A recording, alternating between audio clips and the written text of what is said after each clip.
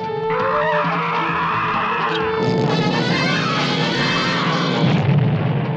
Remember those fleeting moments on Saturday mornings? For a split second, you had a glimpse of an idea or a feeling that could change your life. Well, Hanna-Barbera knew something the rest of the world didn't. A kid in front of a TV could dream bigger than any classroom ever taught them. So they built worlds so far ahead of their time that Hollywood is still catching up. But somewhere between the years and the noise, these shows got left behind. Today, we're bringing 9 of them back because some of the greatest ideas in animation history never got their time in the light.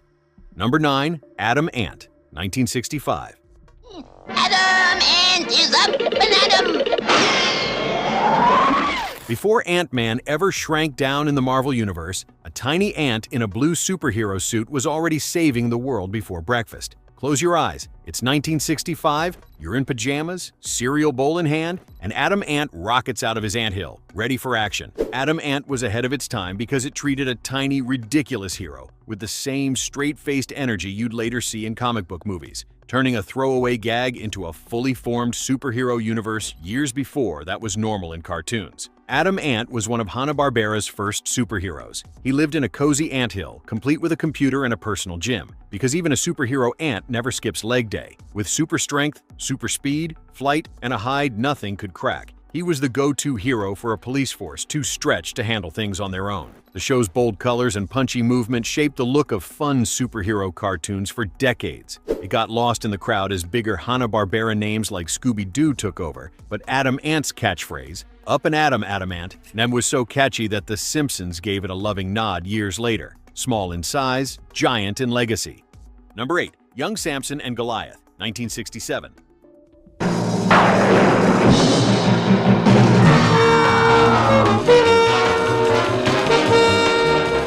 Long before Ben 10 or He-Man, a 14-year-old boy on a motorbike was transforming into a superhero. Meet Young Samson and Goliath, designed by Alex Toth and reportedly had elements destroyed or altered for syndication. Samson and his dog Goliath traveled the world, always finding trouble. When things went south, Samson slammed his golden wristbands together, transforming into a muscle-packed hero. Goliath became a roaring, energy-blasting lion. The transformation scenes laid the groundwork for every hero change moment in cartoon history, from Samson's wristband slam to He-Man's sword to every Power Ranger roll call. Critics have pointed out that He-Man borrowed this idea almost move for move. So why did it vanish? Partly because General Mills, which sponsored the show, had episodes destroyed to repackage it for syndication. But a forgotten show isn't a failed show. Young Samson was simply ahead of the curve, and the curve eventually caught up. Number 7, Moby Dick and Mighty Miter, 1967. My tour!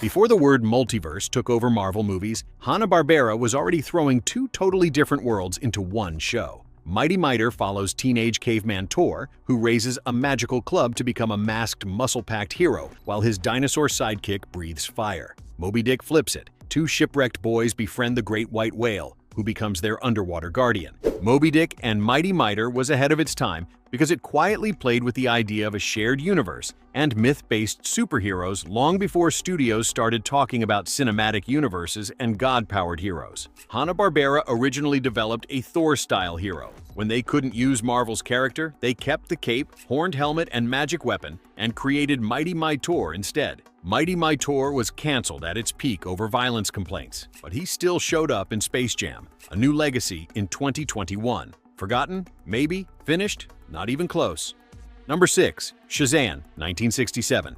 Range ring.